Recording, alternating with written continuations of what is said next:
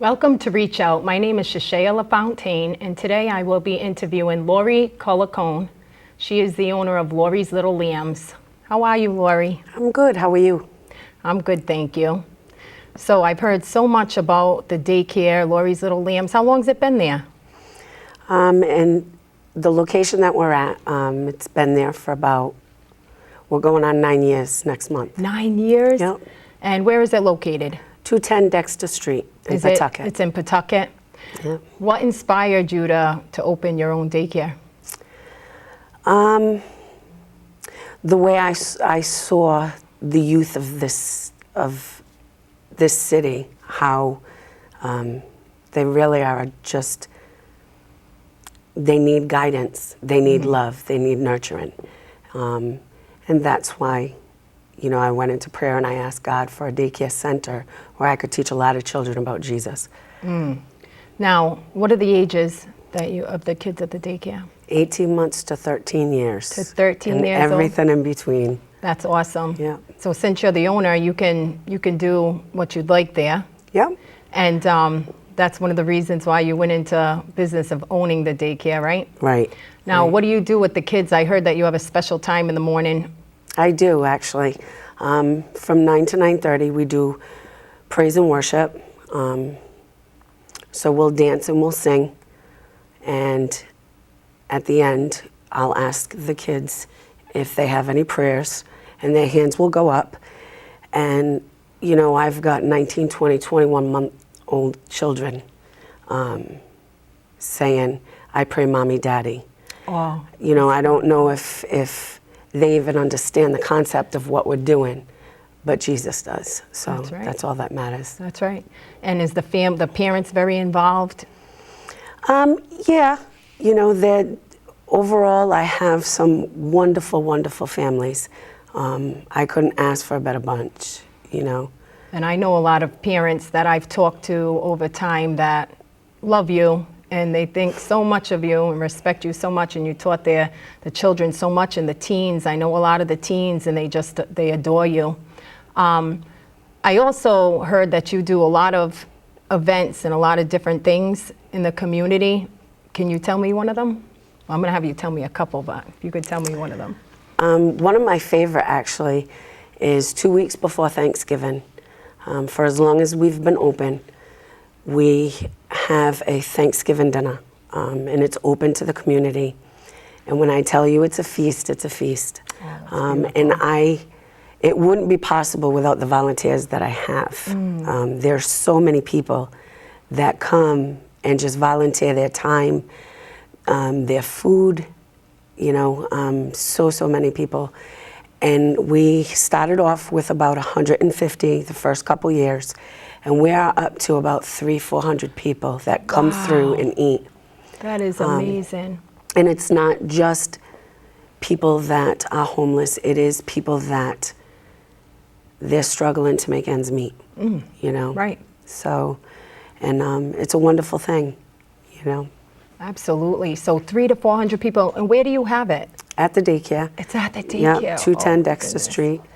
And it's just a continuous all day, from 12 to 5, just people coming in That to is eat. Beautiful. That is beautiful. And you've been doing that for how long?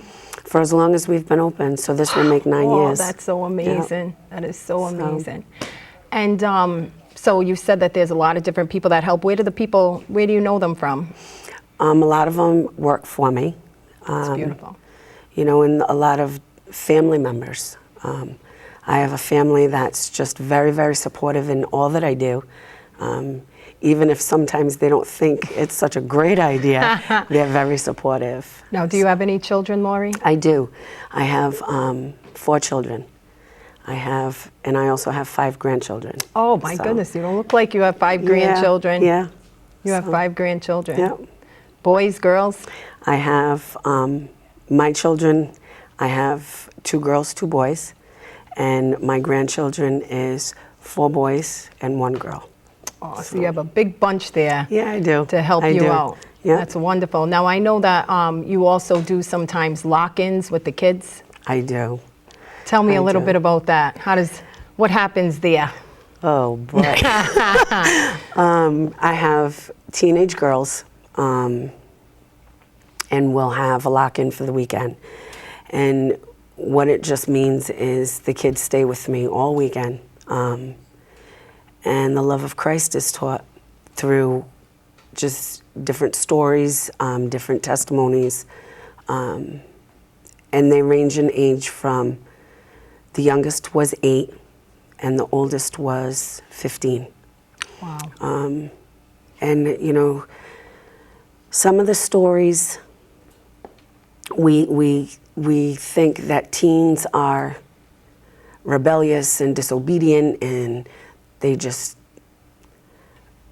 but there's things underneath the surface that if people just took some time, you know, to talk to them, or you would find out. You would find out. So, Taking the time. Yep, So do you have a lot of teens that come back? I do. I do. And what a rewarding thing that is for me, because I've been doing this type of business the majority of my life, since 1994. And to see children that I had in 94 grown, unbelievable. They come back and, you know, we just want to say thank you, we love you, you're a big part. You know, that's a blessing all its own. How you know. important do you think that is for to have your children in daycare? That's a large part of the day, isn't it? What time are the kids usually there from? What times? With the majority. The majority, I would say, they're in daycare for a good 9-10 hours a day. So That's it makes for a long day for them. right. Yeah. And how important do you think it is to have prayer time and talking about Jesus and talking about God in their day? Very, very important. As a matter of fact, yesterday I had a mother say to me, it's not so much that my son sings, or she said, and he's only been in the daycare for about 2.5 weeks. And she said to me, he came home and he put his hands together and he prayed over his food. She said, and I was nearly in tears. She said, and that didn't come from us. And if anything, just that alone, when he grows, he'll remember something. God will bring it up and out of his heart. So. And she said that didn't come from us, but that was something that was brought to them that maybe would now be a part of them. Right. And like you Right. said, it was just taking the time. Yep. Taking the time, making some, you know, a couple extra days on the weekend and talking to them. And a lot of times, you know, it might be single parents and they're working and there's just not the time made. So Right. I think that that's amazing that you take the time out to do that. Yeah. You know, the community that we're in, you know, it's hard. It's a hard community. And there's a lot of parents that, like I said, they're single mothers, single fathers, trying to make ends meet. That's right. And, you know, it's so much more than just a child care center. It's a ministry for me. It's a ministry for me. It is where God has placed me and put these parents in my life for me to pray with them, to be a listening ear, to help them raise their children. I agree. That's your ministry. Yes. That is your ministry. And I believe that before the children start going to school and they have that spiritual foundation that they need, that's most important. It's more important than Absolutely. everything. Absolutely. So that is a huge, huge part of their life. I know recently that you know what? Let me ask you this. What inspired you to do that? Where did you begin your relationship with God? Wow. Okay. Short version. I was in my room one night. I was listening to music. I'm a music person. And a Christian song came on, and the verse to the song said, "Fear not, my child, I am with you always. I feel every pain and every tear I see. Fear not, my child, for I know how to take care of what belongs to me. And I just got very angry. And I heard a voice say to me, tell me everything. And from the moment of being young and being violated to that point in my life, I just spewed so much stuff out. And when I was done, I remember my mother-in-law always saying, when you don't understand what's going on, just say, Father, I trust in thee. And I said that.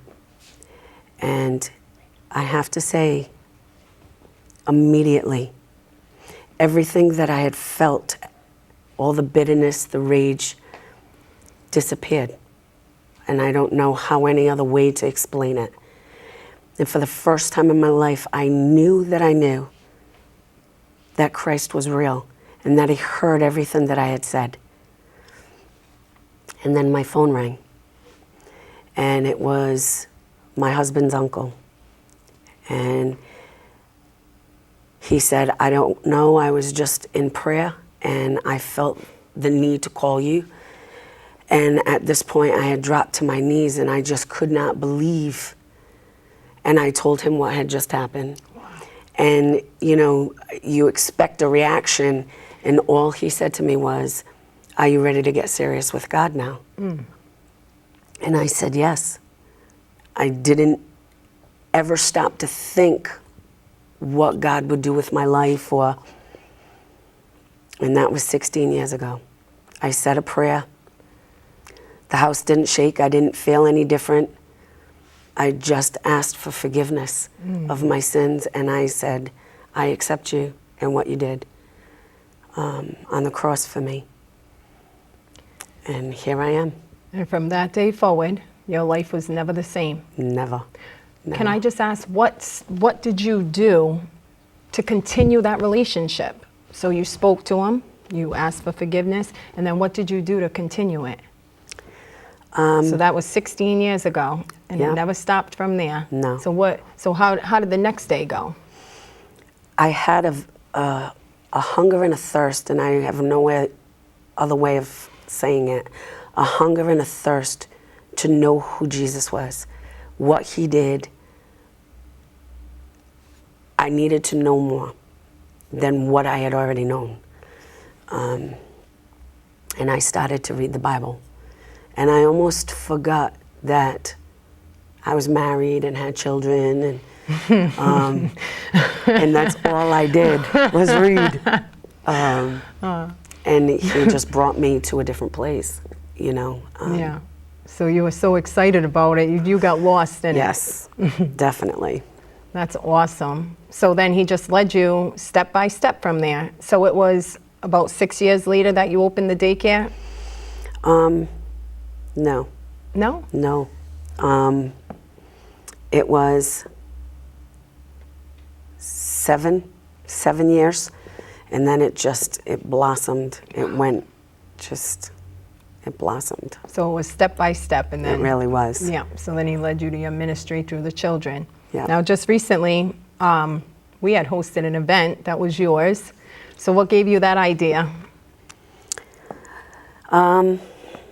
Again, the whole, I had a parent come in, and